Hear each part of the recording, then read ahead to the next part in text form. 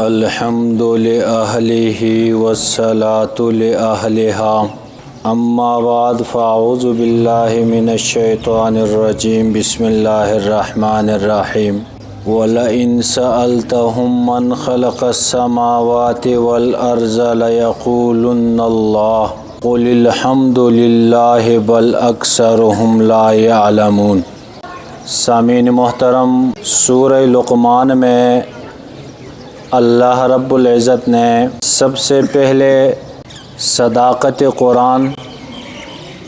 قرآن کی عظمت بیان کی گئی، اس کے بعد اسلام کا جو بنیادی عقیدہ ہے عقیدہ توحید اور اس کا ضد جو شرک ہے اس کی تردید کی گئی، اور اس کے بعد لقمان حکیم رحمۃ اللہ علیہ کی نصیحتیں اپنے بیٹے کے لیے ان کا ذکر ہوا۔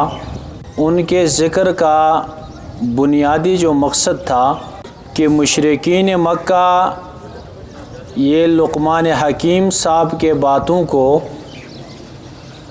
اپنے محاورات میں ان کی مثالوں کو یہ ذکر کرتے تھے۔ اللہ رب العزت نے ان کا ذکر فرمایا اور مشرکین کو اس بات کی تنبیہ کی کہ دیکھو آپ لقمان حکیم کو مانتے ہیں، ان کی باتیں نقل کرتے ہو، تو وہ تو ایسے نہیں تھے۔ اس نے اپنے بیٹے کو جو نصیحت کی، سب سے پہلی نصیحت مسئلہ توحید کے بارے میں کہ توحید پہ ڈٹ جانا ہے، اور آپ لوگوں کا معاملہ الٹ ہے۔ آپ اپنے اولاد کو شرک کی دعوت دیتے ہو، شرک کی طرف لے جاتے ہو، اور توحید کی طرف رکاوٹ بن جاتے ہو۔ تو اسی سلسلے میں مسئلہ توحید پہ دلائل کا سلسلہ چل رہا تھا۔ تو توحید کا جو مسئلہ ہے اس کے 4 درجے ہیں، 4 درجے۔ شاہ ولی اللہ رحمۃ اللہ علیہ نے فرمایا کہ توحید کے 4 درجے ہیں، ان میں سے 2 درجے ایسے ہیں کہ جس میں تمام مذاہب اور ملل والوں کا اتفاق۔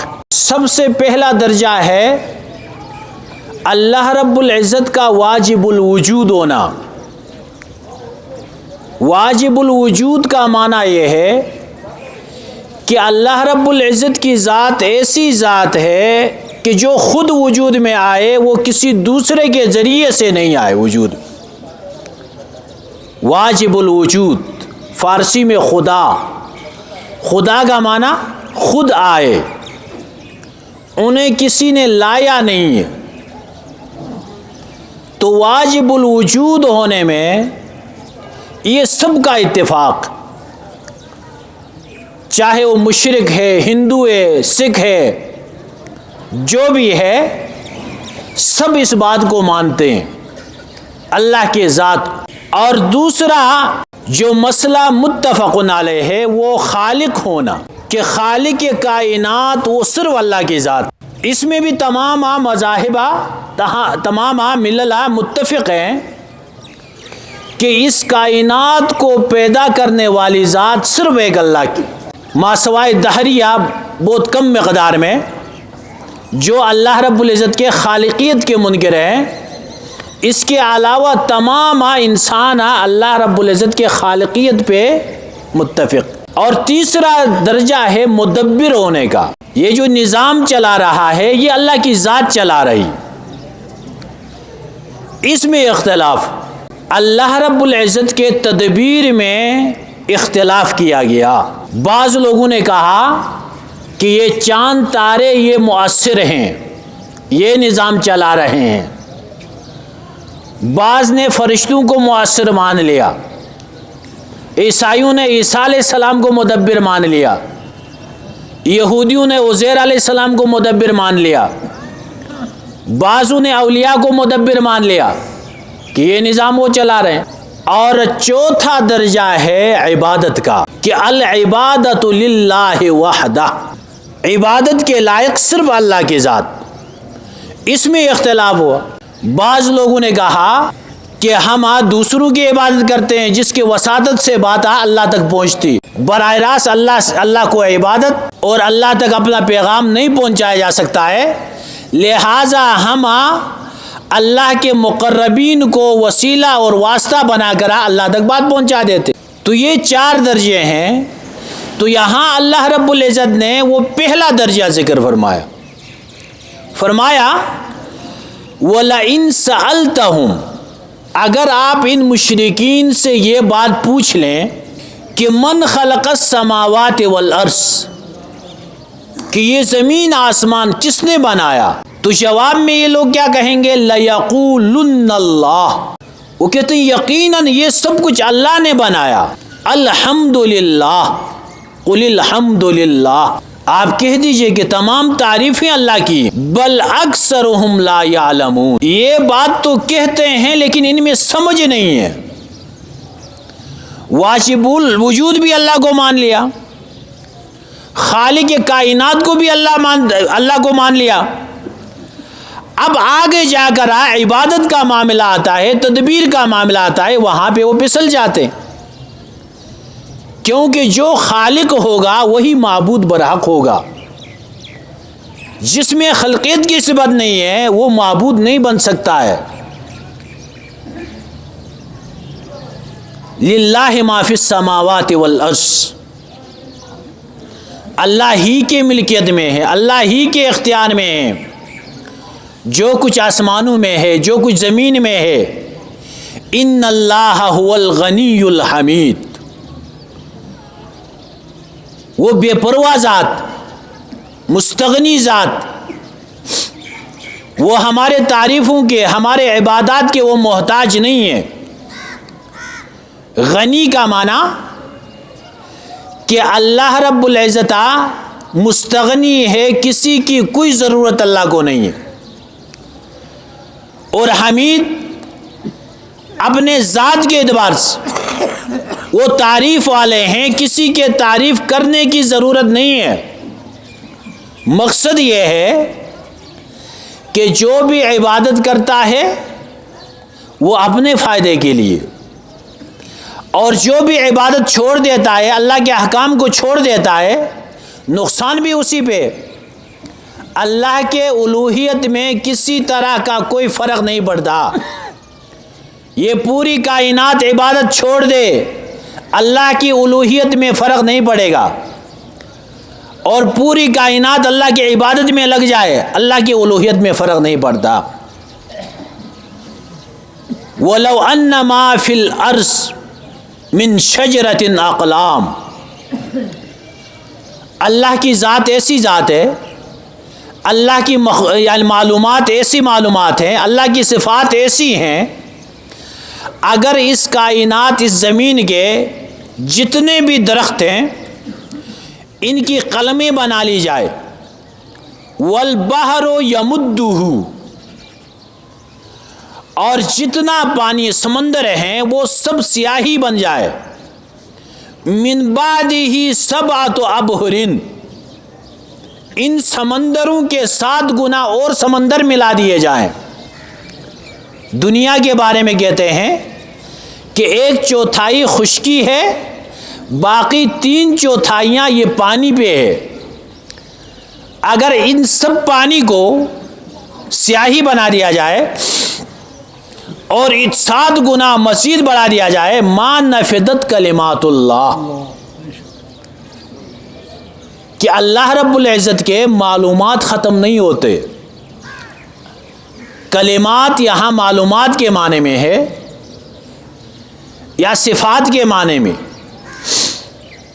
اللہ رب العزت کا علم اتنا وسیع ہے کہ یہ پوری سیاہی ختم ہو جائے گی، یہ سارے قلم ختم ہو جائیں گے، لیکن اللہ رب العزت کے معلومات ختم نہیں ہوتی، اور اللہ رب العزت کی صفات ختم نہیں ہوتی۔ کہتے ہیں اگر یہ سارے کے یہ سمندر سیاہی بن جائے اور اس سمندر کے اندر جو اللہ کی قدرت کی نشانیاں ہیں، اللہ کی وحدت کی نشانیاں ہیں، یہ سمندر اسے بھی پورا لکھ نہیں سکتا۔ ان اللہ عزیز حکیم، اللہ غالب ذات ہیں اور حکمت والے ہیں۔ اب اسی ضمن میں اللہ رب العزت نے بعث بعد الموت کا مسئلہ سمجھایا۔ ما خلقکم ولا بعثکم الا کنفس واحدہ۔ اللہ عزیز غالب ذات ہے، اتنی قدرتوں والا ہے، تو کوئی یہ نہ کہے کہ بھائی اتنی کائنات، یہ پوری مخلوق ختم ہو جائے گی، اس کو دوبارہ زندہ کرنا یہ ناممکن ہے۔ کیوں کہ آپ لوگوں کا پیدا کرنا، آپ لوگوں کو دوبارہ زندہ کرنا، یہ اللہ رب العزت کے سامنے کا نفس واحدہ، اللہ رب العزت کی قدرت کے سامنے ایک نفس کو پیدا کرنا، اس کو دوبارہ پیدا کرنا اور پوری اس مخلوق کو دوبارہ پیدا کرنا، یہ اللہ کے لیے برابر ہے۔ اور اللہ رب العزت دوبارہ پیدا کریں گے، اور دوبارہ پیدا ہونے کے بعد اعمال کا جزا اور سزا ملے گا۔ ان اللہ سمیع بصیر، یقیناً اللہ رب العزت سمیع لاقوالکم، اللہ سنتے ہیں آپ لوگوں کے ہر بات، اللہ سنتے ہیں، اور بصیرنا، آپ کے ہر عمل کو اللہ دیکھتے ہیں۔ اللہ رب العزت کی صفات میں سے سمیع بصیرہ علیم کا جو ذکر ہوتا ہے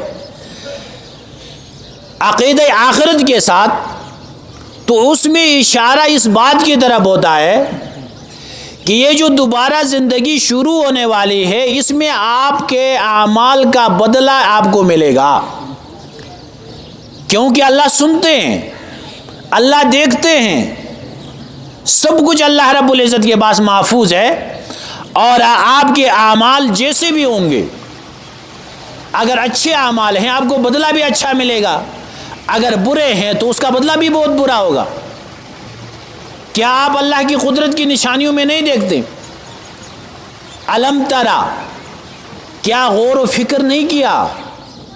رویت دیکھنے کا معنی ایک آنکھوں سے دیکھنا ہوتا ہے اور ایک دل سے دیکھنا ہوتا ہے، تو یہاں فرمایا الم ترا، کیا تم نے غور و فکر نہیں کیا؟ ان اللہ یولج اللیل فی النہار ویولج النہار فی اللیل، اللہ رب العزت رات کو دن میں اور دن کو رات میں داخل کرتے ہیں۔ وسخر الشمس والقمر، اللہ رب العزت نے آپ کی خدمت میں لگا دیا یہ چاند اور سورج، آپ کا تابع کیا۔ تابع کا مطلب یہ ہے کہ اللہ رب العزت نے ان کے جو ذمہ داری لگائی ہے وہ ایک وقت مقررہ تک وہ پوری کرتے رہیں گے، جس کا فائدہ انسان کو پہنچتا ہے۔ کلنا یجری الی اجل مسمی، یہ ایک وقت مقررہ تک جو اللہ رب العزت کے علم میں ہے، یہ سلسلہ اس وقت تک چلے گا۔ وَأَنَّ اللَّهَ بِمَا تَعْمَلُونَ خَبِيرٌ، یقیناً اللہ رب العزت آپ کے تمام اعمال سے، جو بھی عمل تم کرتے ہو اس سے باخبر ہیں، اور ان تمام دلائل کا نتیجہ اور خلاصہ یہ نکلتا ہے بِأَنَّ اللَّهَ هُوَ الْحَقُّ، یقیناً اللہ رب العزت کی ذات برحق ذات، ہمیشہ رہنے والی ذات، وَأَنَّ مَا يَدْعُونَ مِن دُونِهِ الْبَاطِلُ، اور آپ نے اللہ کے ذات کو چھوڑ کے جو دوسرے معبود بنائے ہیں، جن کی عبادت کی جاتی ہے، جن کو حاجت روا مشکل کشا معبود سمجھا جاتا ہے، فرمایا کہ وہ باطل ہے، یہ ختم ہونے والے مٹنے والے ہیں۔ وَأَنَّ اللَّهَ هُوَ الْعَلِيُّ الْكَبِيرُ، اللہ کی ذات بہت بلند ہے اور بہت بڑی ذات ہے ان باتوں سے جو انہوں نے دوسروں کو اللہ کے ساتھ شریک کیا۔ تو یہاں تک اللہ رب العزت کی قدرت کی نشانیاں اور مزید اللہ کی قدرت کی نشانیاں اور اللہ رب العزت نے بندوں پہ جو انعامات کیے اس کا ذکر انشاءاللہ آئندہ درس میں کیا جائے گا۔ اللہ رب العزت ہمیں قرآن کو سمجھ کے اس پہ عمل کرنے کی توفیق عطا فرمائے۔